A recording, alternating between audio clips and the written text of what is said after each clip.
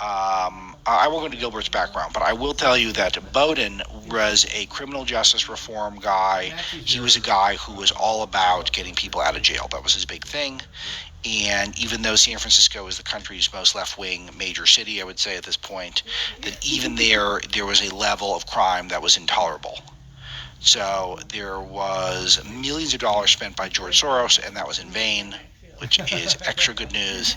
But pretty blowout race. The polls I was looking at, I don't have the freshest data on me, but it was 20 odd percent margin with a 50% reporting. So we'll give you the final tally if it gets more interesting than that.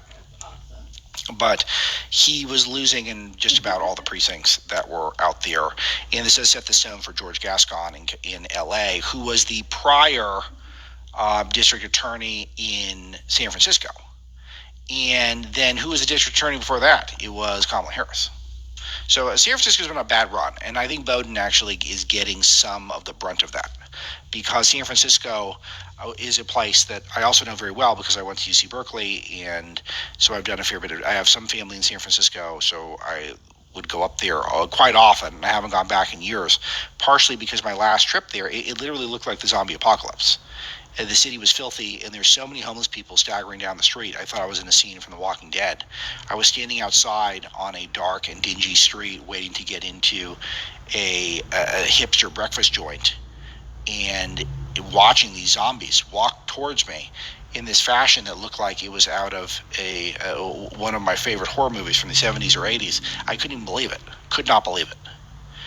And so Bowdoin, who is accelerating a lot of the stop mass incarceration policies, the anti-broken window policing policies, the keep people out of jail even if they're violent and a threat to the quality of life within the city policies, all of those were kind of ended up backfiring in the end. People decided we've had enough, and so he's gone.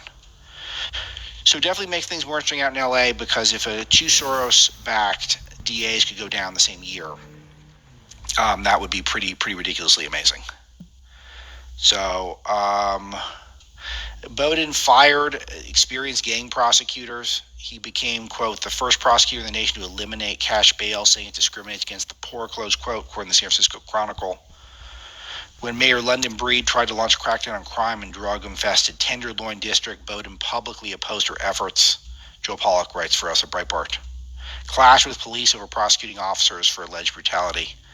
Yet, while he was tough on cops, he was lenient towards casual shoplifters whose antics resulted in looting sprees that prompted retail chains to leave the city. Such good news. This is great news. These are great things if even the left is starting to oppose this stuff. I don't root against our major cities. I know I'm a city boy, and I spend a lot more time in our cities than our rural areas. So I've got a bias here, but I would like for our cities to be saved.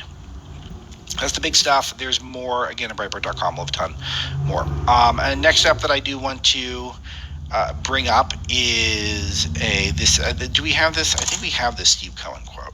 Yeah, we have this. I got to play this. This is what Democrats are talking about when it comes to midterm elections coming up. Let's play cut 14, please, Haley. I wonder, for folks watching at home now, should they be concerned that these midterms coming up might be marred by violence? We all should be concerned about the midterms being harmed, and all public officials should be concerned about their own safety, I fear.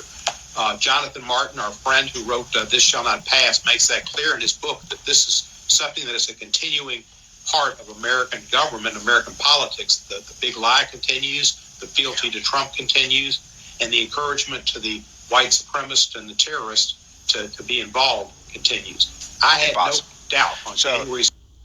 So the white supremacists and the terrorists are going to get involved in midterms. So the Democrats say the stage in CNN, that was Jim Sciutto was the anchor there, the great Jim Sciutto, who was an Obama administration alumni. Can't stop pointing it out. I wrote a whole book on it called Breaking the News. Recommend it to everyone. A guy who worked for Barack Obama. And he's asking a Democrat who's talking about a New York Times reporter, Jonathan Martin, calling him a friend. So the Democrat congressman, radical guy who thinks that white supremacist terrorists are going to take over the election in 2022. And we need to be concerned about them. So you've got an Obama alumni CNN guy talking to a Democrat who's praising a New York Times guy as a friend, talking about white supremacist terrorists taking over the election 2022. These are not going to be reconcilable if we keep going down this road, which is very scary because they don't know what's going to happen, because they're talking about you guys. They're talking about you guys. They're not talking about real white supremacist terrorists. They're talking about people who like Trump. People who like Trump are now considered white supremacist terrorists in the eyes of mainstream Democrats. You know why I know this? Because there's no threat of white supremacist terrorists who are real. There's only threat of the people who are falsely labeled those things. Meaning you guys, law-abiding citizens, showing up to vote and telling 10,000 friends and family members to show up to vote. All right, so the biggest story yesterday in terms of virality at Breitbart was this massive gun control push that was put on by Matthew McConaughey. It's not just him, but his was the most striking. First, he met with senators after he endorsed gun control as an acceptable sacrifice for support. The Second Amendment there needs to be acceptable sacrifice with certain gun control measures. And this includes things like red flag laws and federal laws for gun sales, for background checks, and other stuff like raising the age of the ability of when you can get AR-15s and AK-47s from 18 to 21. It's the big Joey agenda. He just came out with Joe Biden's radical agenda, which I broke down on the broadcast on Friday. And I do recommend everyone listen to the Friday podcast because you get a huge sense of what's really on his mind from that, because I go through meticulously. I spend more time analyzing the speech than the speech itself, which will be hard for a lot of you to hear, but you should know who the president is. But our headline at Breitbart was "Show Business, Fake Moderate McConaughey Pushes Gun Control from White House Podium." Best Supporting Actor says Biden's proposed regulations a step forward for the Second Amendment. How good is that? New gun control is actually a step forward for the Second Amendment. We've got some audio. I don't know if this is from the Senate portion or the White House portion, but let's play it. Cut 6. Go. We need to invest in mental health care. We need to save for schools. We need to restrain sensationalized media coverage. We need to restore our family values. We need to restore our American values. And we need responsible gun ownership. Responsible gun ownership. We need background checks. We need to raise the minimum age to purchase an AR-15 rifle to 21. We need a waiting period for those rifles. We need red flag laws and consequences for those who abuse them. These are reasonable, practical, tactical regulations. So I like the end where he says people who abuse red flag laws. I don't know if that's. I don't think he understands what a red flag law is. I don't think you abuse red flag law. But why is he singing? That was very weird. He was singing platitudes. Maybe that should be my headline. He was singing platitudes. We all want safer schools, better mental health, and we all want to restore family values. All that's true. But then he starts going through gun control that the left pushes and the right doesn't want at all. The right doesn't want any of these things. And then, of course, he announces it's common sense and reasonable. So stuff that only one side of the aisle agrees on, we will call reasonable stuff. So, and it's straight out of Biden's playbook that he laid out on Thursday night last week. Which is why it's important to listen to that stuff, because he gives the marching orders. McConaughey poses as a moderate and has political ambitions in Texas. Aside from the singing part, you could tell that all of that is the platitudinal stuff that gets Democrats going. So we were pointing out at Breitbart all of the examples of hypocrisy from a guy like this lecturing people on guns. We counted at least 18 guns that he's used in 11 different movies as an actor. Another example that we caught 6 handguns, 2 assault weapons, quote unquote, 2 submachine guns, a shotgun, a grenade used in his True Detective show, which is a good show. That was a good season with him, which he produced and starred in. So is Matthew McConaughey going to vow to stop using guns in his entertainment? It's the least we can do because we have to rein in sensationalized media coverage, he said to himself. Do we have a First Amendment or not? Because if so, I don't know if we can do that. And you guys know my opinion, which is that the more the media obsesses over mass shootings, the more mass shootings we're going to get. And that's why I resisted as much as I could covering the latest one in Uvalde. Only when I thought it became something beyond my control did we start covering it robustly at Breitbart News. Because I actually agree with them. Sensationalized media coverage helps these shooters, and it hurts the public. What are you supposed to do? You're supposed to ban people from covering the news, the country with the First Amendment, or allegedly with the First Amendment, as we have? So people were absolutely apoplectic online, and I don't think this helped. But asking reporters to stop sensationalized media coverage, good luck with that. And he's sitting there next to the White House press secretary, whose wife is a CNN anchor and national correspondent. If they don't listen to these people, don't ever listen to them. He got praised by Fox News' John Roberts and Bret Baier for his impassioned plea to take rights from American citizens. Fox really does let you down sometimes. I'm not a big Fox consumer. Even the people I like a lot, I don't always watch their shows. Of course, there's some good people there. Tucker, Mark Levin come to mind. Some others are fine. But there's people there who are really not great. We have to kick the extreme right and the extreme left off democracy's boat, whatever that means. Okay. Why does this guy get to lecture us on stuff? Because he's an actor who uses guns a lot in his movies? I guess he said he was born in Uvalde, but I don't... I mean, can I lecture everyone on Los Angeles politics because I was born in LA? Like, please? Like, that'd be awesome. Can I go to the White House press briefing and lecture everyone on why it matters to vote out all the libs? It doesn't. It's a narrative, but it doesn't make you more credible. What I'm more concerned about here is Republicans like Senator John Cornyn, who wants more time to reach a consensus on gun control. He's courting a lot of Republican establishment donors and leading up a push. 250 Republican donors in all ran a full-page ad in the Dallas Morning News praising Cornyn for his gun control efforts, which is being done with Mitch McConnell himself. I cannot tell if this is for show, but I'll tell you, I don't like playing footsie with the gun control people. I just don't. And that's what Grassley's doing. That's what Cornyn's doing. Not into it. And as you can recall, red flag laws should have been should have stopped the Buffalo massacre, and did not do it. All right, next slate of headlines that I mean to bring up are economic. Janet Yellen is kind of flopping around trying to figure out what's going on, even though she's Treasury Secretary and was former head of the Fed and should know everything's going on, but I guess she doesn't read Breitbart, so she doesn't know really what's happening. And she said something that I really don't think she should have said, which is that she said the Biden administration has done everything they can to reduce gas prices. First of all, that's a lie. And second of all, if it wasn't a lie, then that is really disturbing. I filled up yesterday. And again, I got a big car to take the premium gas, but I will read you the exact price, $141.72. Nice. Nice.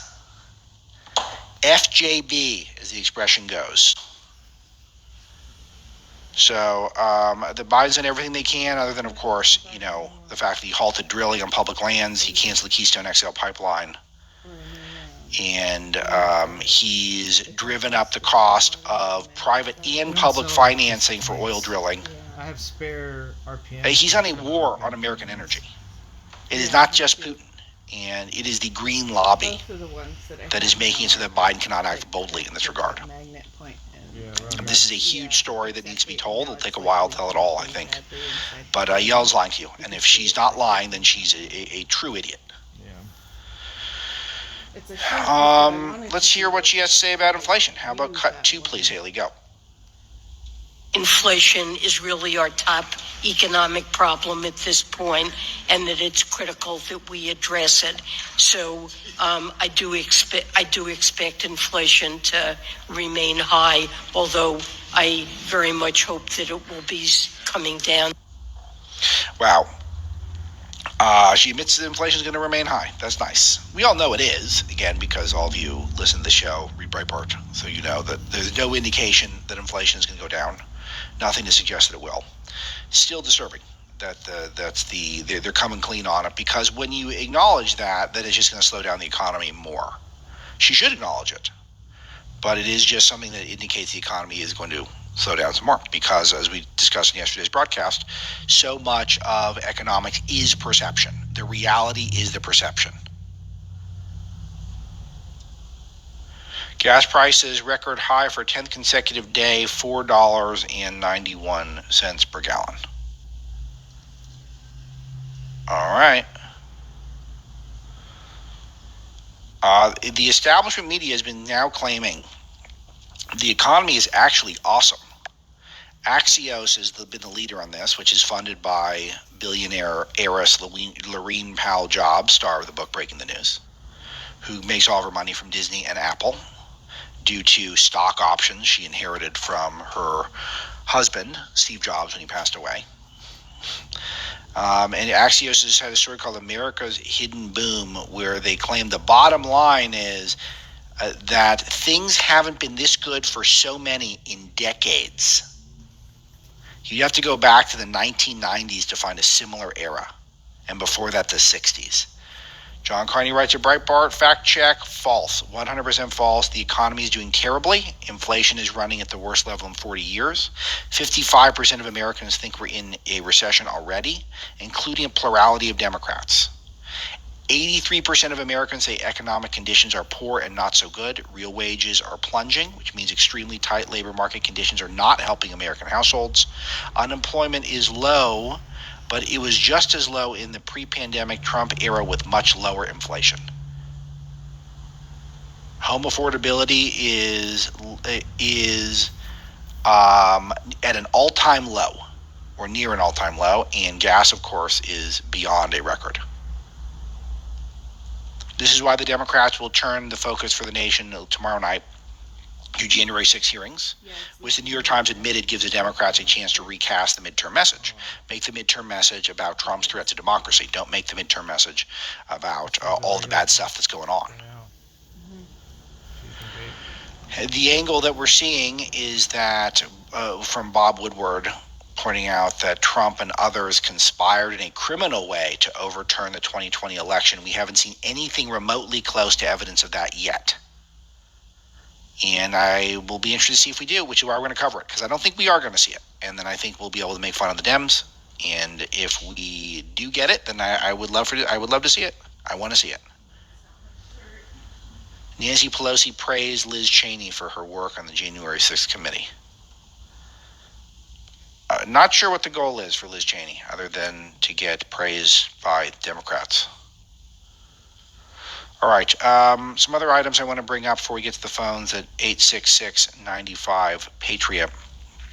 I noted yesterday's story that a lot of you guys were fired up about. I got a fair bit of email on this. How George Soros, in a brilliant move, is trying to buy up a bunch of Spanish language radio stations. And he's hiring celebrities to be the personalities on them. And these are historic stations. I talked to Chris Martell about it. Maybe we'll get her take on tomorrow or Friday. Probably Friday makes sense, producer Greg.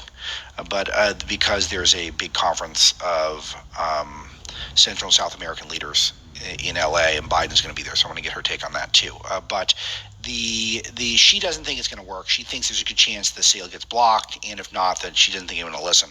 But I think it's a clever move by Soros to pull this off. It's going to cost him something like $60 million, which is pocket change for him, and could be very influential because, again, it's much harder for people like Breitbart, for example, to reach people who speak Spanish, because we do some of our stories in Spanish, not all of it. We don't have any broadcasts in Spanish. So smart of Soros to invest in this. This is where he's ahead of the right. But Ron DeSantis is fighting back, and he has a plan to do so. He's alerting communities by buying ads that the radical left's true motive with this move. And he is saying that it is meant to disinform the community, according to his campaign. And he's targeting markets in LA, New York, Houston, Chicago, Dallas, San Antonio, McAllen, Texas, which is right on the border with Mexico, Fresno, which is in Central California, Las Vegas, and Miami. And he can do a big buy to try to inform people that Soros is a left-wing guy who works closely with the far left and the institutional left. And he's going to put a warning out saying they teamed up with Biden, trying to push an ideological agenda. Pretty good messaging, and the full ads in Spanish, of course. It is, you got to give DeSantis credit. By far the most forward-thinking of any Republican going right now. And there are some good ones. There are some really good ones now. I think the Republicans are, better at thinking ahead than I've ever seen, for sure, in my life. But DeSantis is head and shoulders above the rest in terms of that ability. Democrats who are aggressive, I want to note the Democrats are trying to mimic his DeSantis's tactics, and the one who's really standing out to me right now is Kathy Hochul in New York, who's definitely the most aggressive of the Democrat governors at the moment, who wrote in thanks to Andrew Cuomo wasting much time and killing a bunch of elderly people and colluding with CNN and stuff and not being nice to the ladies on his staff, or maybe being too nice. But she's going to require social media companies to report hateful conduct, be required. Monitor and report hateful conduct. That's her MO. I don't know how that's legal or how she's going to pull that off, but noteworthy that she's going to attempt to do that. As always, it will not be, I don't think I've got through an opening of the show without giving you a woke update. Here are some of your woke updates. Here's a great reset update from across the pond. There is Ireland is planning a COVID-style lockdown in the event of fuel shortages. So everyone who warned you about that they were going to use the lockdown model for COVID-19 for other stuff, if there is fuel shortage, which they are anticipating as a possibility, they're planning on lockdowns to deal with it. Okay, good to know. An Obama judge says that taxpayers must pay for sex change surgeries. Federal judge in Georgia sided with a Houston County Sheriff's deputy ruling that the county discriminated against the man by denying to pay for gender-affirming surgery with his trans surgery. The judge, Mark T. Treadwell, who was appointed by Barack Obama, made the call. So first of all, these judgeships are so important. They make so many crucial decisions for good or bad in our country, and they will require a lot of focus and attention. Really important to note. But I will also note that